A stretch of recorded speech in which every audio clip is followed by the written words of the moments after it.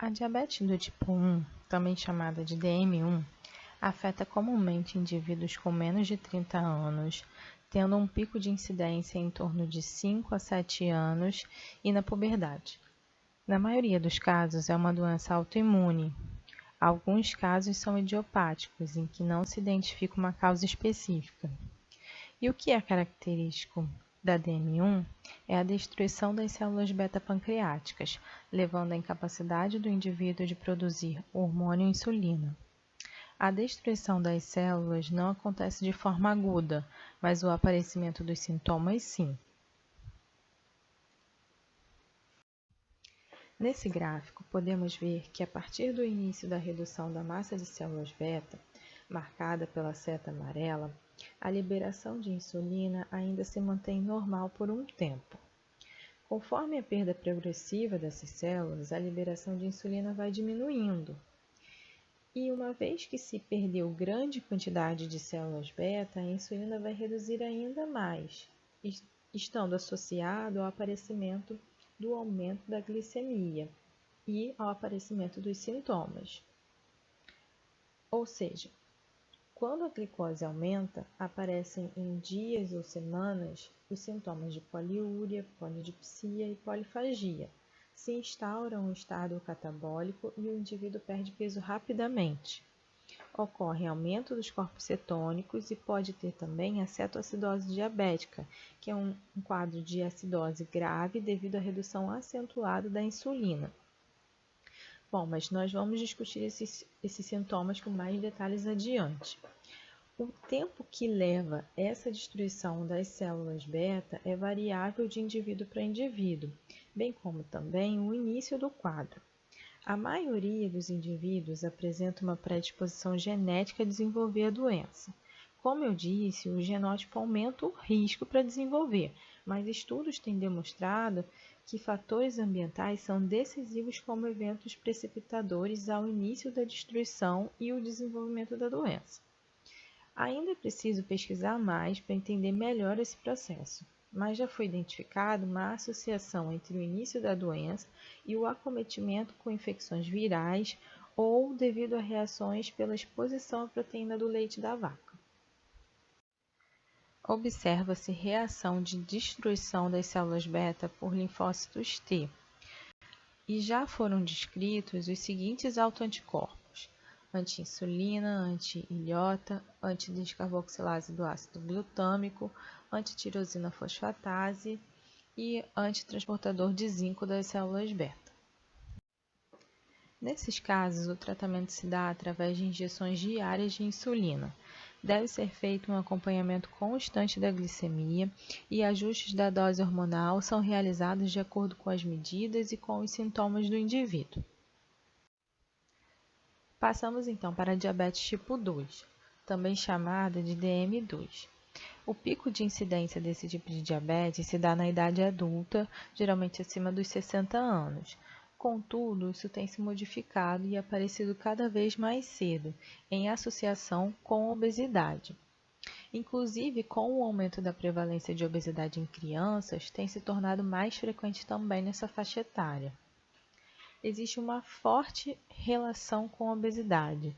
85% dos casos de DM2 são obesos, e o início da doença tem uma clínica silenciosa. Mas como que se dá essa relação com a obesidade? Na obesidade, existe um aumento de reserva de gordura que tende a se acumular devido à grande oferta de lipídios circulantes. Foi observado que o excesso de ácidos graxos pode levar ao aumento da atividade de proteínas quinases como a IKK-beta e a JNK, que fosforilam o receptor da insulina em serina. O receptor da insulina é do tipo tirosina quinase. Quando a insulina está presente, ele apresenta fosforilação em resíduos tirosina, proporcionando a ativação da via e os efeitos da insulina.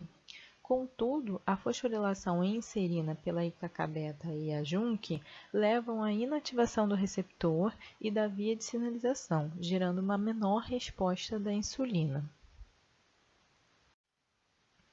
Além disso, a obesidade é considerada um quadro de inflamação de baixo grau, O tecido adiposo leva à produção de citocinas, como TNF-alfa, IL-6 e IL-1, que também ativam o IKK e JNK, e assim também diminuem a ativação da via da insulina.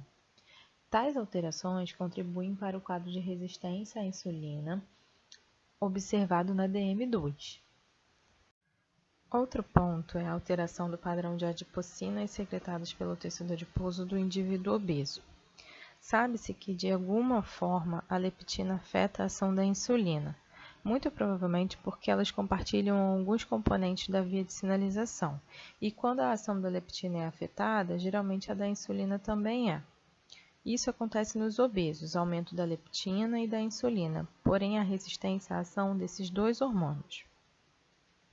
A adiponectina, que sabidamente aumenta a sensibilidade à insulina, nos obesos está reduzida.